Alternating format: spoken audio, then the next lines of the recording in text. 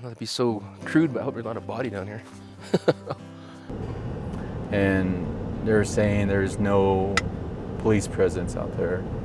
He's gonna grab me when I turn around or what, So I took him inside, held the door for him, let him go inside, and he's still looking at me. There's a lot of medicine up here. Yes, there is. Which medicine do you see offhand right away? When someone feels that, they have that capability or authority, like they have a say-so or they can do something about it. It kind of empowers them in a sense, and So anywhere you want it to be, So it's the Force. So yeah, exactly, the Force. It's funny. I always relate to Yoda's. to Star Wars. Yeah, well, I'm a Star Wars guy.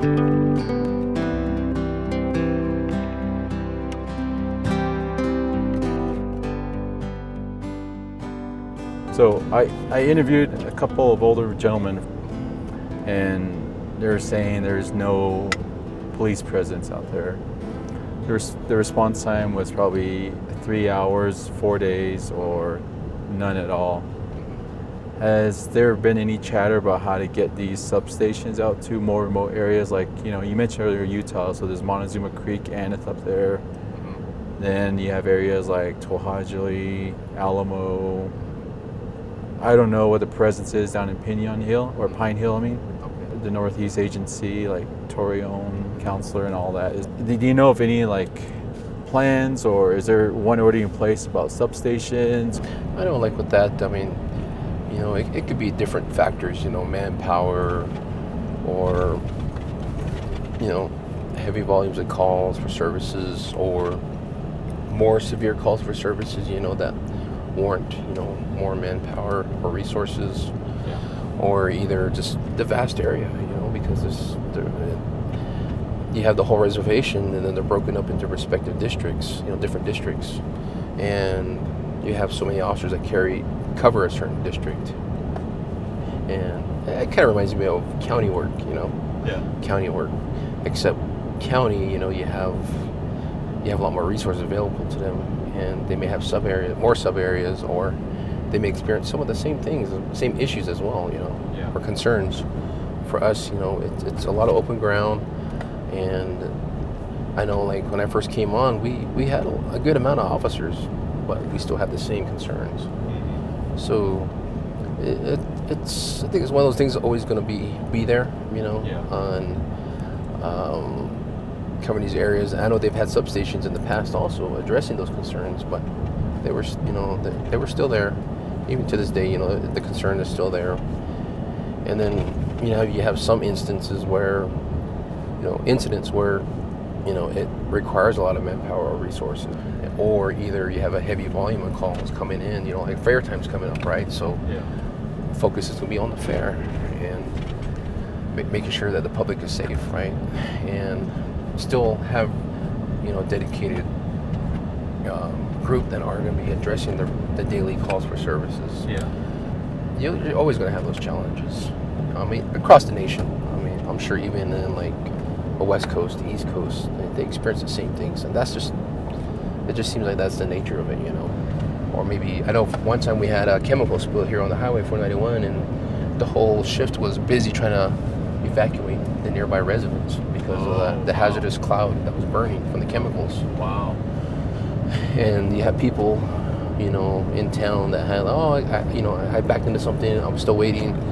Why hasn't an officer showed up? And yet, we're trying to keep people from inhaling that hazardous chemical cloud. So, what's more important? So unfortunately, that's how it is sometimes. And that's just part of the job. And any police agency you go to, they're going to have the same issues or same concerns. If I have to go from here back to, a certain area, I don't want to drive recklessly. So, I got to keep in mind the public, not be a hazard on the roadway, or, like people say, you have lights and sirens, but it's but it's not, I can't abuse that, But, you always have those challenges. And that's just like any job you have, you're going to have some kind of challenges. You're going to have pros and cons, right? And that's just the nature of things, the nature of those respective jobs. Maybe fire department, I know they're always looking for people too. Whether it's manpower that they're looking for, update their equipment. I know recently, a lot of the fire departments got new trucks, which I'm sure they were in need of for some time, and they finally got it. And it's good, but they still have the vast area to address also. So, how are they going to address that, So if they have their own pros and their own concerns as well. So you have a really interesting viewpoint of being a police officer, which I've heard in different disciplines of first responders, police officers, military, doctors, seems like you enjoy being a service to your community, and being an instructor is you're trying to help them figure out what to do in life. Have you done any outreach as far as like the youth or anything? Or? Oh yeah, that was really interesting to get exposed to that kind of a background. Also, when I was working in administration as a training coordinator, they did a lot of public engagements as well, as far as whether it's presentations or basic training topics as far as awareness, or safety. And that was a totally new experience, addressing a crowd of adults, be it your same age or elders, especially elders, or even the youth. Yeah. And that was a unique experience. I really enjoyed that. And I think that's one thing I find myself is, if I don't know, I just want to dive into the deep end and just figure it out, kind of like swimming.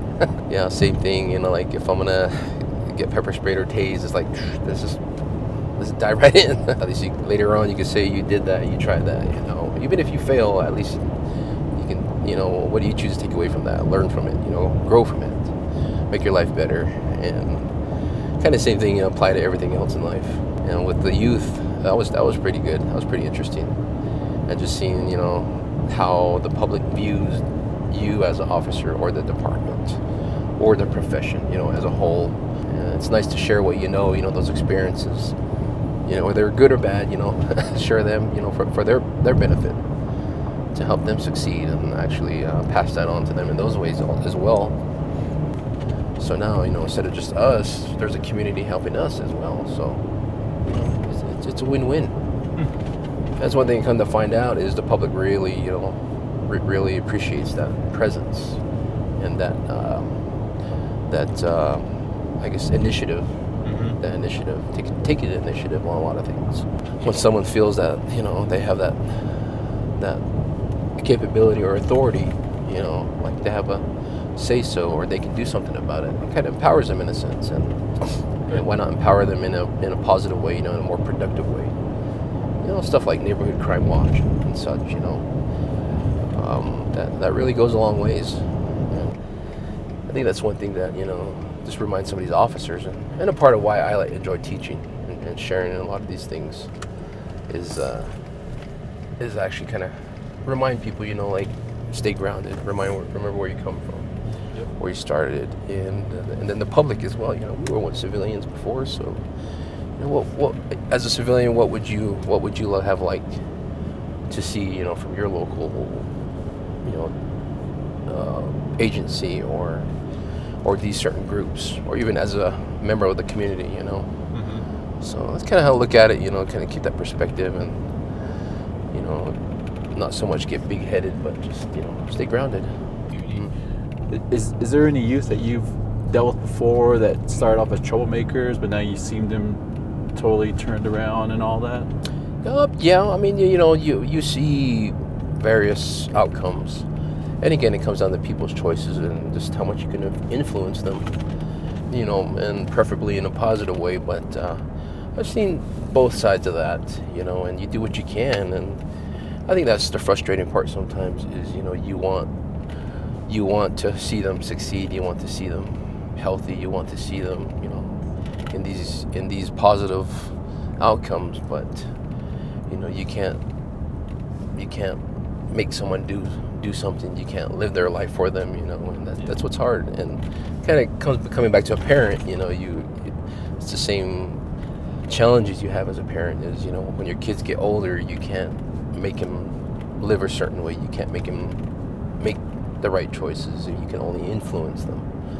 Because once they get out on their own, they kind of do their own thing.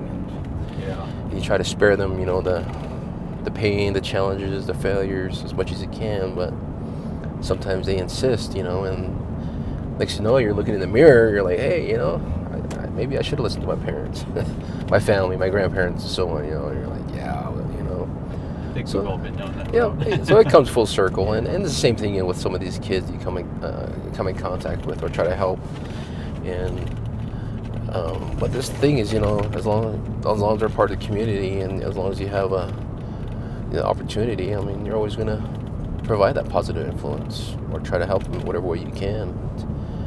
And even then, just going into the local community, or these different areas where you're familiar with some of these people that you encounter on a regular basis.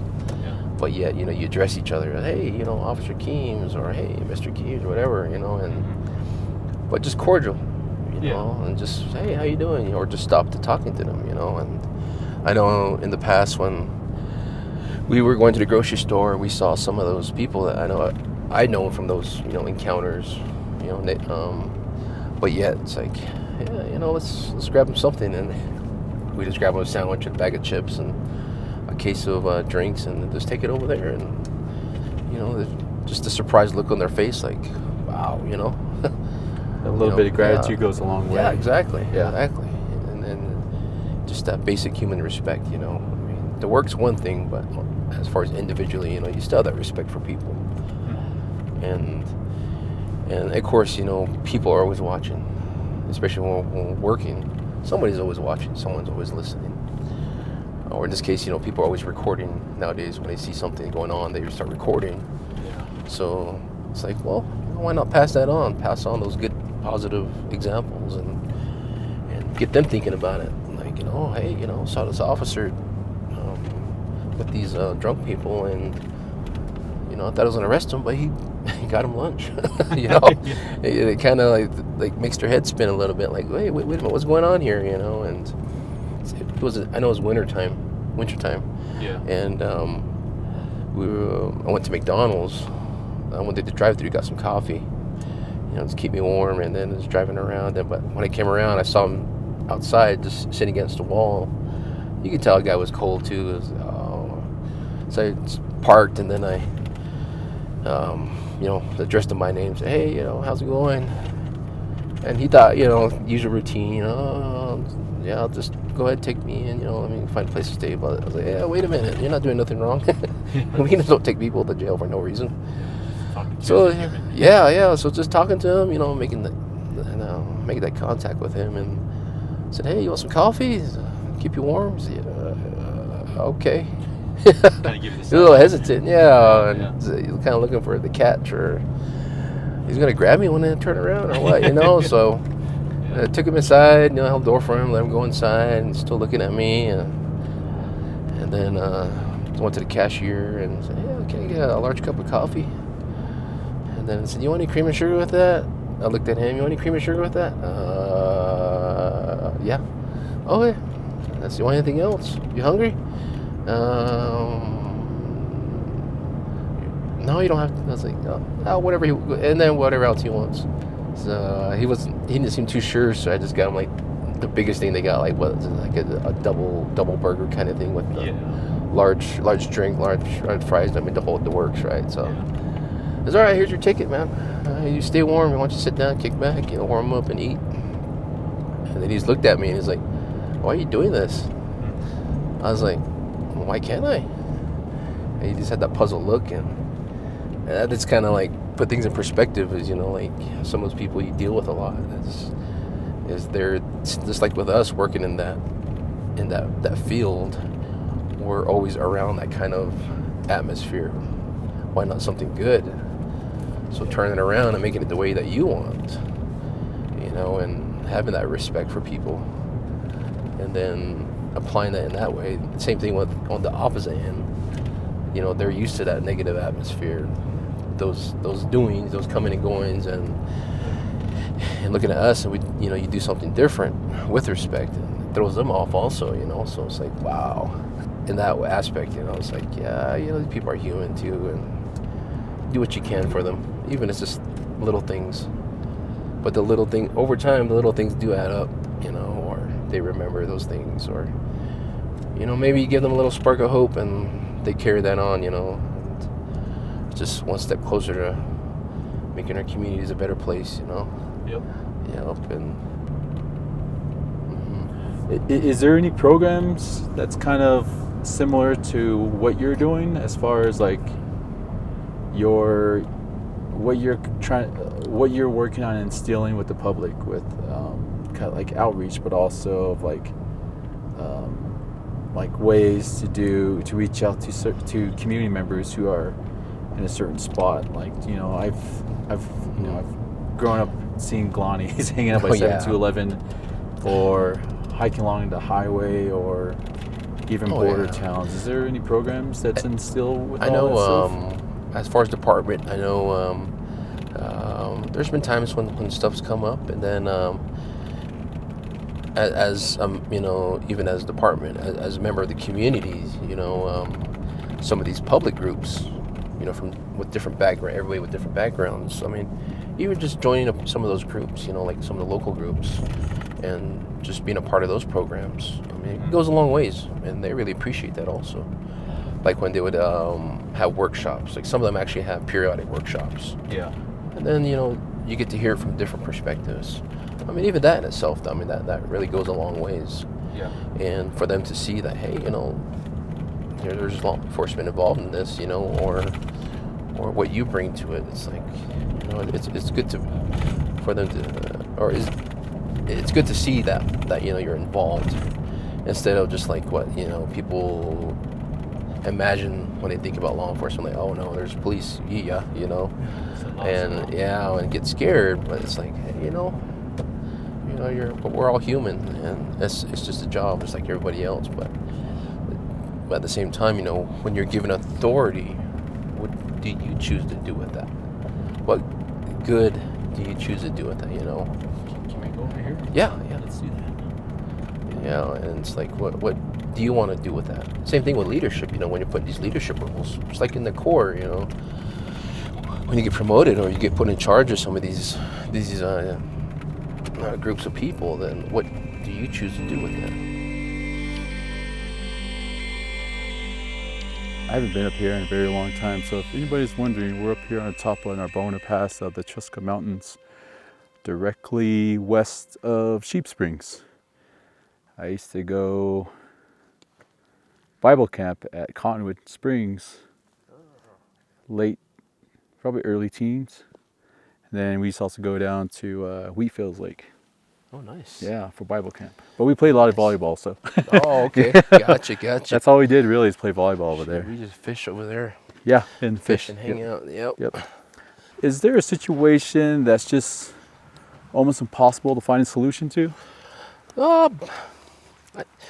I think it's just dealing with one thing at a time, pretty much, because there's always challenges. There's always, you know, you take care of one thing, something else comes up. Yeah. It never ends. Yeah. And just like in life, you know, same thing. You take care of one thing, something else pops up. And it's just a matter of, you know, again, what do you choose to do with it? Yeah. What do you choose to do about it? And, you know, as long as you're making the effort.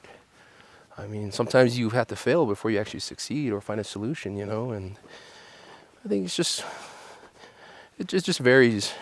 Well, not so much vary, but I think it's just, well, depends on what you're doing about it. Mm-hmm. You know, whether it's individually, as a group, you know, as far as group from, you know, department, or group of people from the community, like some of these groups, then it just depends on what you're doing about it. Okay. Yeah, I don't think I really, since, I mean, as long as I remember, I never really seen any cases like that where it's like there's no solution kind of thing, you know. Yeah. I think it just depends on what you do about it. You know, there may be a solution, and it may not be ideal. Yeah, it might not be ideal, but you know, it's a solution for certain things. And I mean, I think I take a lot of life's teachings and apply that to the work, and kind of keep that human aspect of it, you know. Yeah. Because a lot of times, you know, like military, they make it seem like, you know, you're robots, you know, Yeah. just following orders, or even in the job, to where you're just going. Yeah. But just keep that human factor and take that into account, you know, with everything. Yep. And I mean, just do what you can. But I don't think there's really no situations like that I come across. Oh, okay. Hard situations, you know, but main thing is that proactiveness, you know, what are you doing about it now? Mm-hmm. You know, just planning for the now, you know, a year from now, 5-10 years, you know, long-term planning also. So, and it's just like that with everything else in life, you know. Yeah. So just try to keep it grounded.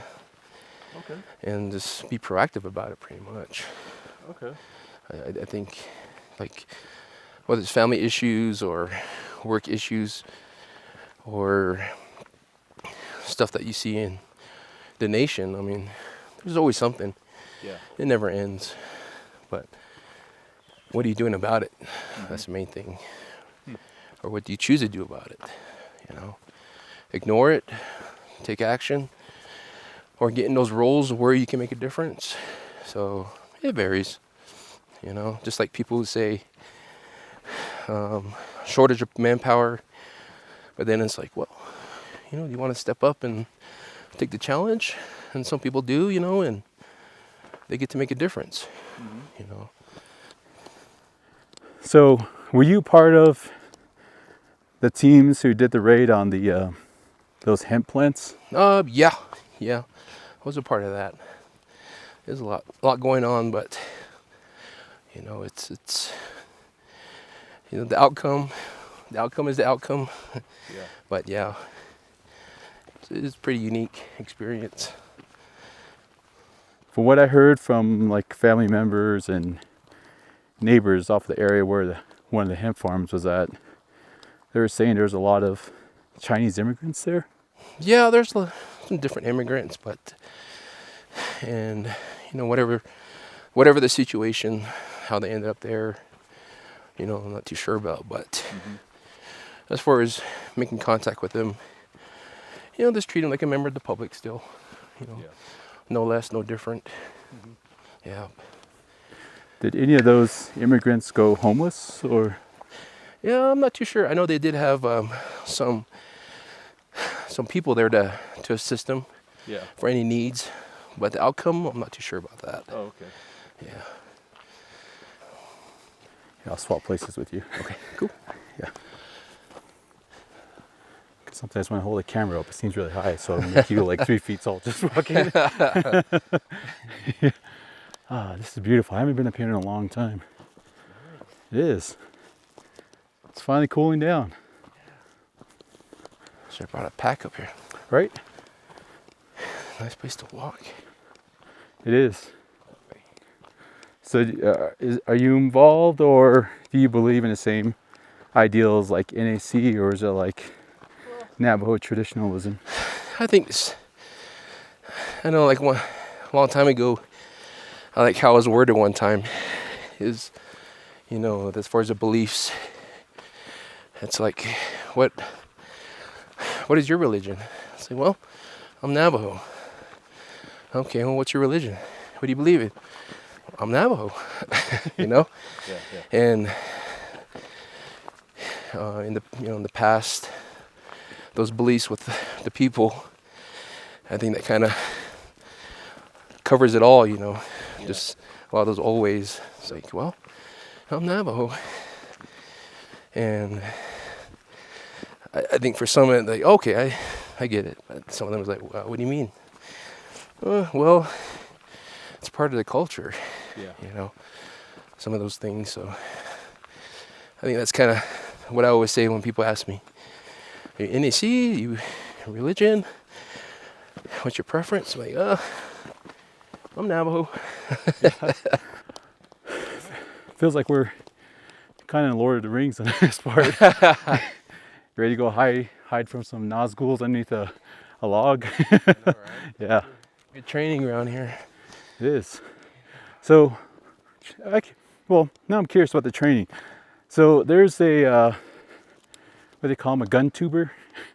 But a YouTuber his name is TU, and one of his videos, he does an episode on training with the Navajo Nation. Oh, running tactics. Yes, yeah, there you go, running Yeah, tactics. Tulum. Yeah. Oh yeah. So were you part of that training? Or? No, that was in a different district. That Yeah. was in Kayenta or Tuba Yeah, City, right? Kayenta. Yeah. Yeah. So one of the guys I know that was in Kayenta district, he's the one that helped host that. Oh, really? Yeah. Here we go. Did you hit it? I can't remember if I locked the door or not. Wow. That's all right. There's a DSLR still in there. I know. Right. Should we make our way back down? Because this is really beautiful. Man, I'm curious about it now. All right, let's keep going then. One- 10,000 feet maybe? 1 mile. 1 mile? What's 10 kilometers? Oh yeah, 10 kilometers. 10,000 feet. Yeah, could we're be. at the 14 up here on the Chuskas. Yeah, this is a beautiful spot. Yeah. There's a lot of medicine up here. Yes, there is. Which medicine do you see offhand right away? Use that. I know, like, use that for bundle. They'll make in the sweat. What would you use the yucca for? I mean, just different applications when it comes to yucca.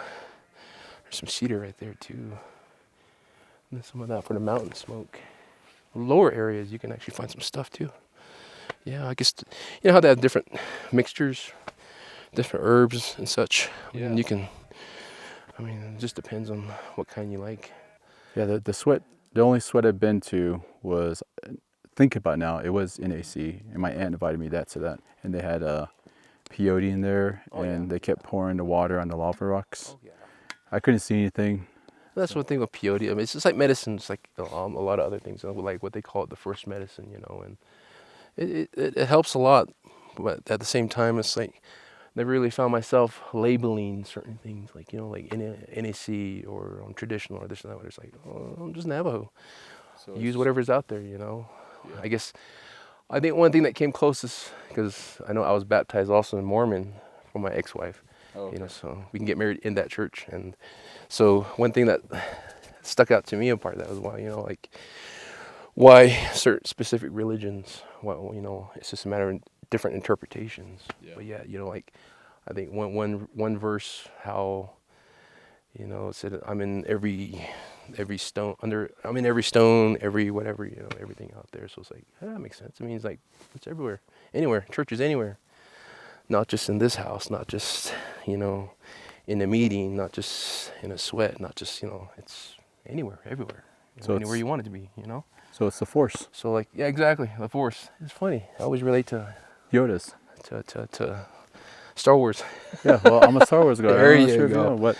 It's like So- the Force, yeah. It's like what Yoda said in Empire Strikes Back. What It's not binds you. this crude matter. You Yeah, know, exactly. It's in the tree, it's the land, it's the it's just rock, it's in it's the like- water, it's in the air. Yeah, just like driving to work when I pray, you know, for the day, you know, and no matter where I'm at, you know, I'll just say a prayer before my way to work, you know, just for my well-being. And like last week, I know I was helping out in a neighboring district, and I came across a guy that he was in his vehicle that got struck by lightning, and luckily the guy was okay, you know, he no ailments, nothing hurt, but you know, of course it ruined the vehicle, but he was okay. But just being around some of those things, you know, in nature, you know, like the lightning, then take your precautions, you know, like lightning medicine, you know, using that to cleanse yourself and just pray over it, you know, just matter of respect, you know, like, hey, you know, I guess in a sense, if it was a person, no disrespect. I'm here because it's my job, but, you know, no, I don't have no bad thoughts or nothing, and whatever's going on with him, I don't want that on me, so just taking my precautions, and, you know. There's some nests up there. Feels like the Naboo at the Navajo Nation right now. Right? I know, right? Yeah. Is it 9? It's like a 357. Yeah, 357. It's neck down. Oh, yeah. Yeah. Not to be so crude, but I hope there's not a body down here. Yeah. Just make sure. Have you ever come across a body by accident or when you got a call about something? At work, yes, but on outside of work, no. Yeah. Because some people, that's a lot. It is a lot. I remember one time in district, I remember for a whole week straight, each day, every day of the week, we had a death of some kind. A vehicle, homicide, suicide, and there's some natural deaths, and it was weird, just all week long. Yeah. So they actually pulled us aside and said, "Hey, are you guys okay?" We're like, "Hey, we're good. It's the job. I mean, all right, just making sure." Do they have programs for officers about like PTSD or yeah, dealing with traumatic situations, kind of reset and kind of? Yeah, they had. There's like for the officers, it's good to have that peer support system set up, especially for more traumatic incidents. Yeah. I know, like with our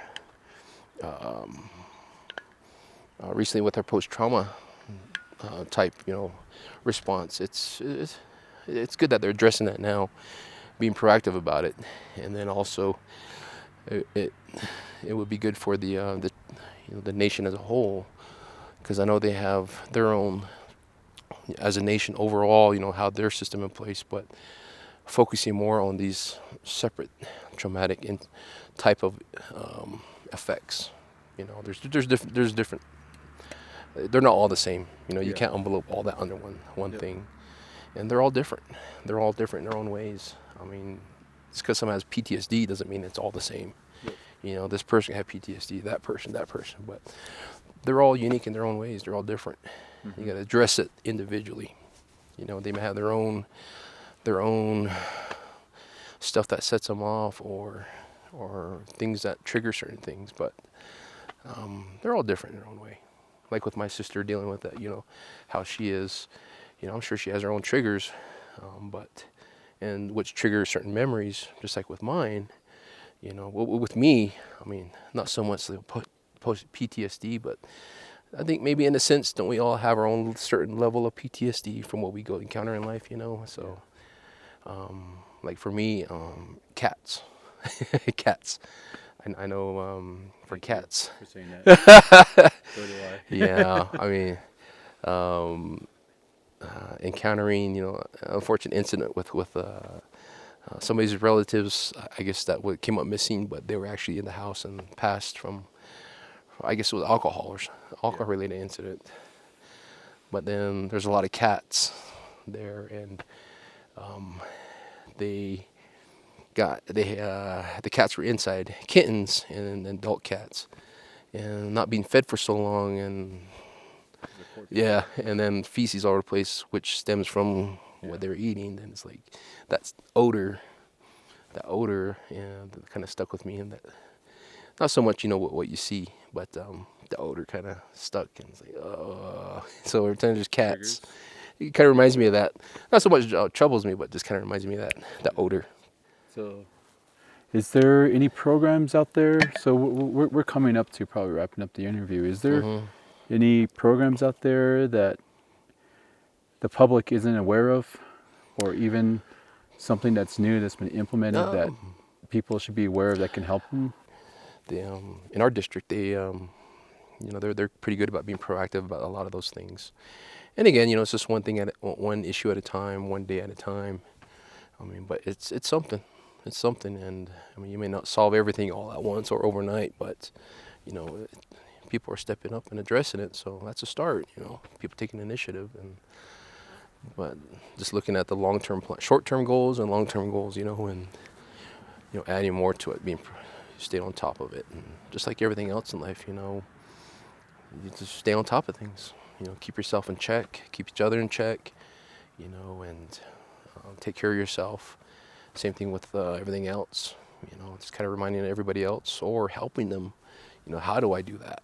Yeah. So just educate them along the way too. So just like kids, like being parents. So it's like sometimes you're being parents at work, or it's like dealing with family sometimes, or culturally, with clanship, they are your relatives, literally, you know. So it's like okay. So I'm just trying to educate people in that way also. So I think that's what's unique about working on the reservation, is just that whole cultural aspect of it. So whereas when I attend training off the reservation or do other things off the reservation, it's you don't see that, you don't have that. So like, for example, maybe once I retire and I start teaching elsewhere or something else, and you're not gonna be around that kind of a environment, that kind of culture again. But it's something unique working here, and experiencing all those different things that only you can at here or other areas. Like working with neighboring tribes in the past too. That was pretty interesting. Kind of get a idea about some of their pros and cons or challenges, and kind of comparisons or need for training or this and that, because that's one thing I always bring up is training. Yep, training. And a lot of them have really reached out, said, hey, can you, what are your thoughts on this or that, or can you help us with this and that? So it's pretty good. And it's just like that with everything else in life, and family and people and community is just sharing what you know, your skills and resources, and just making life the best as you can, making it better for other people.